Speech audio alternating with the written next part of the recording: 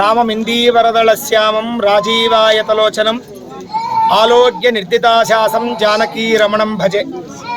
నెల్లూరు జిల్లా కలిగిరి మండలం కలిగిరి పట్టణంలో కొత్తూరు అనేటువంటి ప్రదేశంలో అనాదిగా నిర్మించి ఉన్నటువంటి రామాలయాన్ని మరలా పునర్నిర్మాణం చేయాలి అనేటువంటి సంకల్పంతో కొద్ది రోజుల ముందు ఆలయాన్ని బాలాలయం చేసి పాత ఆలయాన్ని తీసివేసి ఆ స్థలంలో ఈ రోజున మార్గశిర బహుళ తదియ శుక్రవారం పుష్యమి నక్షత్రం రోజున స్వామివారి ఆలయానికి నూతనమైనటువంటి ఆలయ నిర్మాణం కోసంగా ప్రథమ శిలేష్టకాన్యాసం అనే శాస్త్రం వాడుక పరిభాషలో శంకుస్థాపన అనేటువంటి మహోత్సవాన్ని శ్రీ కోదండరామస్వామి వారి పరిపూర్ణ అనుగ్రహంతో మరియు కొత్తూరు గ్రామ ప్రజలందరూ కూడా భక్తి శ్రద్ధలతో ఈ కార్యక్రమాన్ని సంకల్పం చేశారు.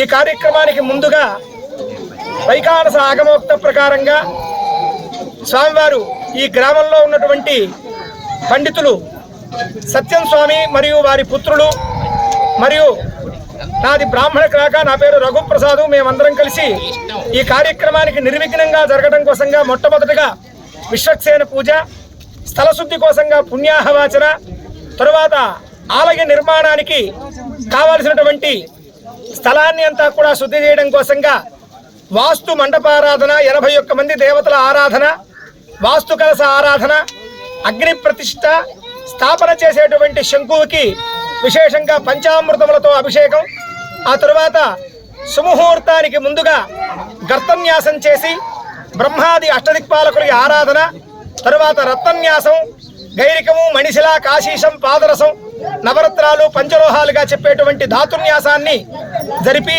సుముహూర్తానికి 8:37 శుభ ముహూర్తానికి శంకుస్థాపన కార్యక్రమాన్ని చేసుకుని తరువాత విశేషమైనటువంటి వాస్తుహోమ కార్యక్రమం, తరువాత రామతారక హోమాన్ని జరుపుకొని స్వామివారి అనుగ్రహం చేత భక్తుల యొక్కటువంటి సహకారం చేత ఈ ఆలయాన్ని అతి శీఘ్రంగా నిర్మించేట్టుగా అనుగ్రహం చేయమని రామచంద్రమూర్తిని ప్రార్థిస్తూ విశేషమైనటువంటి హోమం, పూర్ణాహుతి కార్యక్రమం, కలశ అభిషేకం మొదలైనటువంటి కార్యక్రమాలని కూడా పూర్తి చేసుకుని ఈ ఆలయాన్ని సర్వాంగ సుందరంగా నిర్మాణం చేసేదానికి ఈరోజు నాంది పలకడం జరిగింది.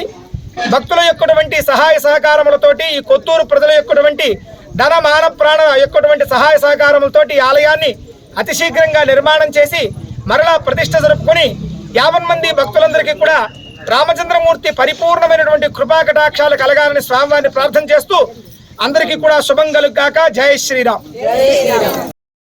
ఓంచ మహేశ్వరస్య మే యజ్ఞోపతితే నమస్య యత్తే న్యూనం తస్మై ఉపైతే దృక్కిం తస్మై తే నమః బాలకృతం వా చరితం వా సత్యహీనం వా ఉత్పై అప్పుడు ప్రసాది అక్కడ పెట్టండి, ముందు వైపు పెట్టండి, అక్కడ పెట్టండి. ఆ వస్త్రం తీసి ఆ శంఖం మీద వేయండి, ఆ టెంకాయ తీయండి. 5గురు పట్టుకొని ఆ తీర్థాన్ని నిదానంగా శంఖం మీద పోయాలి.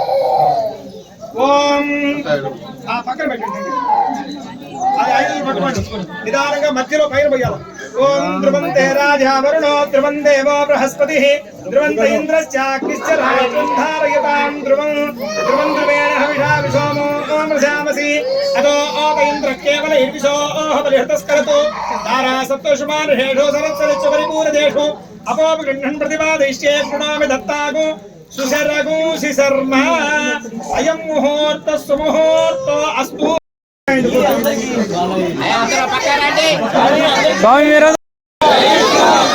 శ్రీరామ్.